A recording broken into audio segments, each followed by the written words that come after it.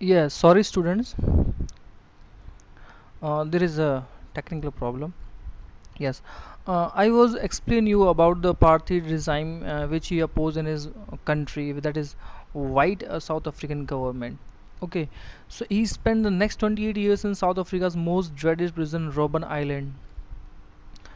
अगर आप कभी ये देखें कि कोई इंसान कितने साल तक जेल में रह सकता है, उन्होंने 28 ईयर्स अपनी जो प्राइम ऑफ लाइफ होती है, जो एक यूथ एज होती है, तो उन्होंने वो जी है सिर्फ और सिर्फ जेल में। और सबसे ख़तरनाक जो जेल थी रोबन आइलैंड, वहाँ पे ये फिगर आप देखेंगे, एक साइन बोर्ड है जो रिलेशन बताता है उस टाइम के वाइट गवर्नमेंट और वहाँ के लोगों के बीच में। तो देखो क्या लिखा है, danger natives Indians and coloured if you are enter these premises at night. Natives जो वहाँ के लोकल लोग हैं जो कि ब्लैक हैं, इंडियंस जो हैं ब्राउन टाइप लोग हैं, और कलर्ड जो अदर किसी भी तरह के लोग हैं, काले हो सकते हैं। अगर आप इस जगह पे रात में एंट्री करते हैं, you will be listed as missing.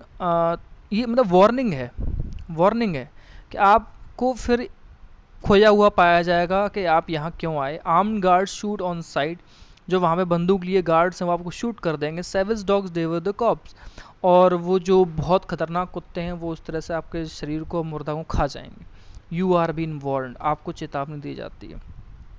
आप सोच सकते हैं ये किस तरह की चीज़ें साउथ अफ्रीका में रही होंगी 1964 के टाइम पे भी और उसके बाद भी, जबकि 1947 में तो हम आज़ाद भी हो गए थे।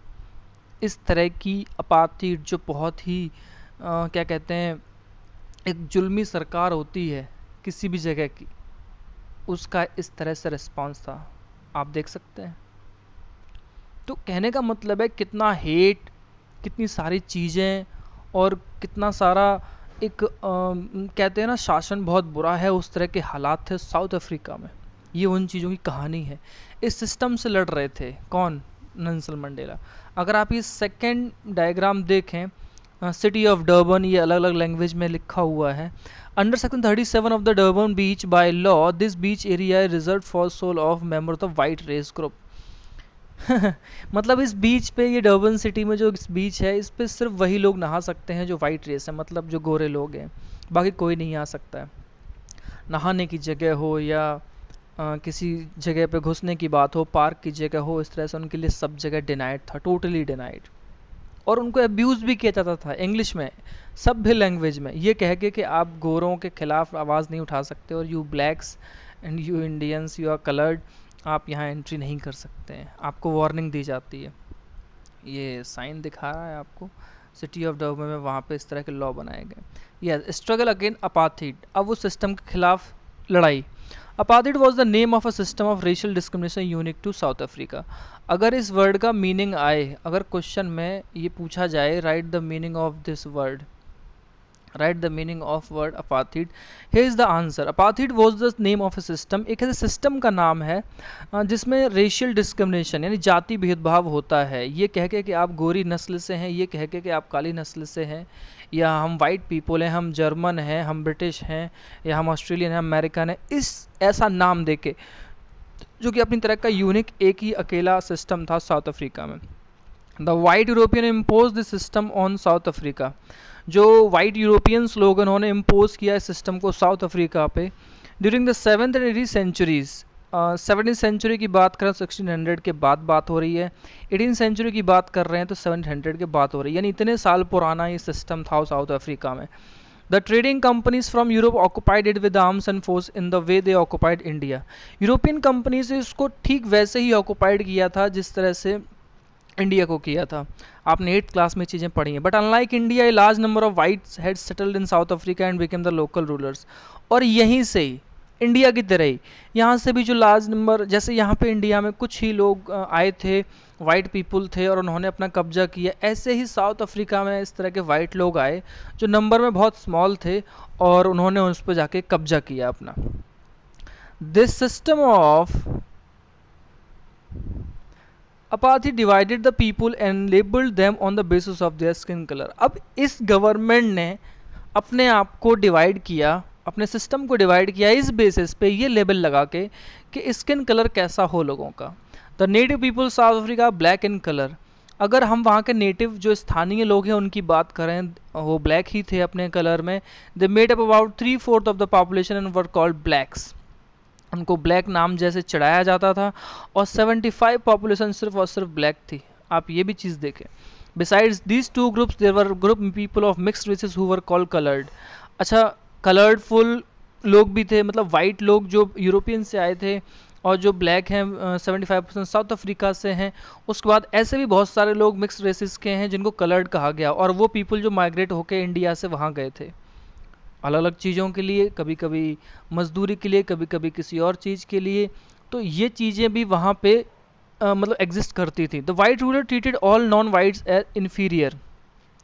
इन्फीरियर को अगर हम नॉर्मल भाषा में बोले ना तो तुच्छ कहना, मतलब नीच कहना, कि तुम हमारे नीचे हो, तुच्छ हो। उनको इस तरह से ट्रीट किया जाता था। The non whites did not have voting rights. और जो नॉन वाइट पीपल थे, ब्लैक हों, कलर्ड हों या इंडियंस लोग हों, उनको वोटिंग के राइट्स नहीं थे वहाँ पे। The अपार्थी system was particularly oppressive for the blacks. और ये जो सिस्टम था ना, डिस्क्रिमिनेशन वाला, भेदभाव वाला, ये पर्टिकुलरली दबाने के लिए था ब्लैक्स पीपल से, क्योंकि वो हमसे हमेशा नीचे रहे। They were forbidden from living in white areas. उनको मना किया गया कि जहाँ वाइट कॉलोनीज होंगी आप वहाँ नहीं रह सकते, जहाँ वाइट क्लब्स होंगे आप वहाँ रह नहीं सकते, जहाँ वाइट पार्क होंगे वहाँ आप नहीं आ सकते, बीचेस होंगे आप वहाँ नहीं आ सकते। They could work in white areas only if they had a permit. वो वाइट एरियाज में तभी काम कर सकते अगर उनको परमिशन है। ट्रेनों में, बसेज में, टैक्सीज में, hotels, hospital, schools, college, library, cinema hall, theatre, beaches, swimming pools, कहीं भी अगर उनको इस जगह जाना है तो वो परमिट लेना पड़ेगा। तब यहाँ तक कि पब्लिक टॉयलेट ही क्यों ना हो। आप जहाँ सोच के हैरान हो जाएंगे, जब वुमेन्स को कई बार ऐसे केस स्टडी आए हैं जब वुमेन्स को टॉयलेट यूज़ करना होता था इमरजेंसी में, क्योंकि ये चीज़ तो नेचुरल है, किसी को बीमारी भी हो सकती है, किसी को कोई ऐसा इंसिडेंट हो सकता है, तो वो लोग उनको मार मार के उनको सजा दिया करते थे और ये कहते थे कि तुमने इसको यूज़ क्यों किया। आप सोच सकते हैं उसका कैसा सिस्टम रहा होगा वुमेन्स के लिए भी। Were all separate for the white and the black, separate separate बना रखा था।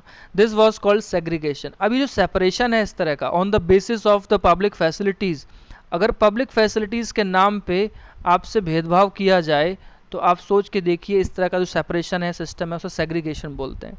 दे could not even visit the church where the white worship. वो उस चर्च पे भी विजिट नहीं कर सकते थे जहाँ वाइट लोग जाके पूजा करते हैं। Blacks could not form association और protest against the terrible treatment. अगर इस तरह का बहुत खतरनाक उनके साथ भेदभाव हो रहा है बेचारों के साथ, या इस तरह गलत चीज़ें हो रही हैं, तो उनके खिलाफ वो प्रोटेस्ट भी नहीं कर सकते, आवाज़ भी नहीं उठा सकते हैं। Since 1915 the black coloured and Indians fought against the apartheid system. अब 1950 का जब दौर आता है तो ये सारे लोग इकट्ठे होते हैं, द ब्लैक्स भी, कलर्ड और इंडियंस, वो लड़ने की सोचते हैं इस अपार्थाइड सिस्टम को। They launch the protest March and strikes. वो इस तरह के प्रोटेस्ट मार्च, धरना वाली चीज़ें, जो धरना विरोध प्रदर्शन होता है वो कर रहे होते हैं, और स्ट्राइक्स मतलब होता है हड़ताल, क्योंकि वर्कर्स से लेके हर जगह के जो आम लोग होते हैं वो यही लोग होते थे।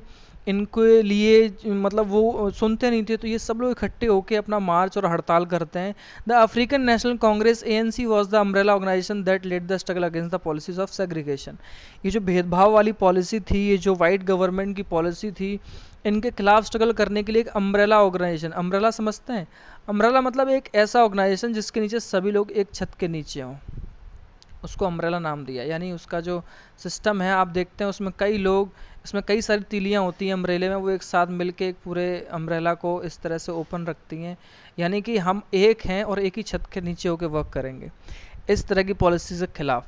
This included many workers union, the communist party, इसमें वर्कर यूनियन भी शामिल हो गई, वर्कर पार्टी भी शामिल हो गई। Many sensitive whites also join the ANC to oppose the party and play leading role in this struggle. बहुत सारे ANC में ऐसे लोग भी आए जो गोरे थे, बट वो सेंसिटिव, सेंसिटिव मतलब जो जनता की आवाज़ को समझ रहे हैं, जो लोगों की प्रॉब्लम्स को समझ रहे हैं और जो आवाज़ उठा रहे हैं, इस तरह के लोग जो हैं वो भी ज्वाइन कर लेते हैं ताकि वो लीड रोल निभा सकें स्ट्रगल में। Several countries denounced apartheid unjust and resist.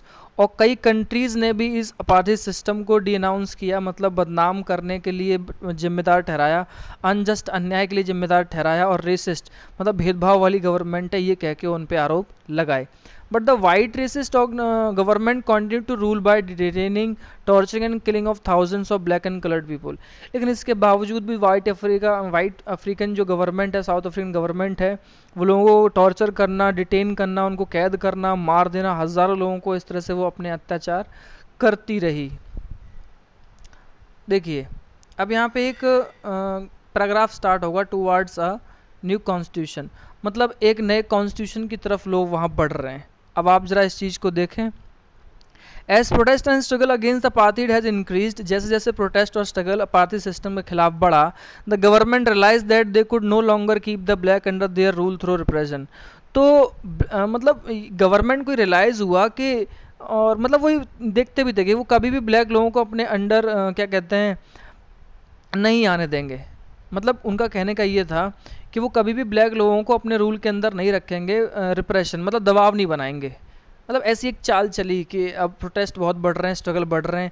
The white regime change it's policy, उन्होंने अपनी पॉलिसीज़ को चेंज किया। डिस्क्रिमिनेटरी लॉ वर रिपील्ड, और जो भेदभाव वाले कानून थे उनको बदला गया। बैन ऑन पॉलिटिकल पार्टीज़ आप नहीं बना सकते, उस पर बैन कर दिया गया। And restrictions on the media were lifted, और मीडिया पर रिस्ट्रिक्शंस हमेशा से, ये मीडिया जब भी आता है ना तो मुझे इंडिया 2020 नज़र आता है कि 2020 में इंडिया में ये हो रहा है, जो साउथ अफ्रीका में बहुत पहले हो चुका है। आज भी हमारे यहाँ मीडिया बेटा कई तरह से रिस्ट्रिक्शंस पे ही काम कर रहा है, उसकी अपनी खुद की कोई आज़ादी नहीं है, कोई कर वर्क नहीं है। आफ्टर 20 years ऑफ इम्प्रिजमेंट, 28 साल की जेल के बाद, Nelson Mandela walked out of the jail as a free man. 28 साल के बाद वो जेल से बाहर आए। Finally at the midnight of 26 April 1994, ये कुछ नया नया सा नहीं लगता है आपको कि 26 अप्रैल 1994 को द न्यू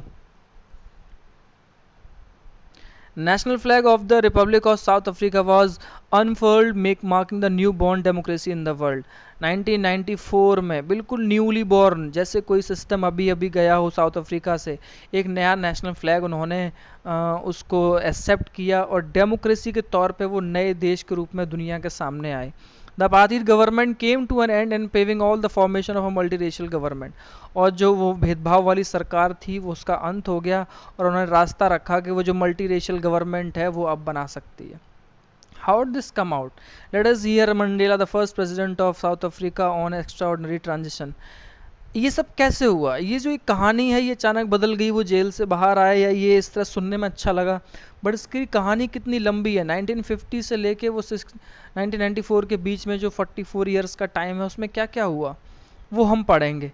तो वो पढ़ने के लिए यहाँ पे एक बहुत अच्छी स्पीच दी हुई है नेल्सन मंडेला की। उसमें कहते हैं वो, historical enemies succeed in negotiating a peaceful transition from the party to democracy exactly because we were prepared to accept the inherent capacity for goodness in the other। कहते हैं कि historical enemies मतलब दुनिया में जितने भी अब तक हमारे दुश्मन हैं, या इस तरह से जो हिस्ट्री के दुश्मन हैं, हर देश की अपनी कहानी है, उनके दुश्मन है, वो सक्सेसफुल इसलिए होते हैं नेगोशिएशन करने में पीसफुल ट्रांजिशन के लिए कि वो अपने सिस्टम को डेमोक्रेसी से एग्जैक्टली वो अलग पाते हैं। वो ये कहते हैं कि वो हमने इसको ऐसे तैयार किया है कि वो दूसरों की भलाई के लिए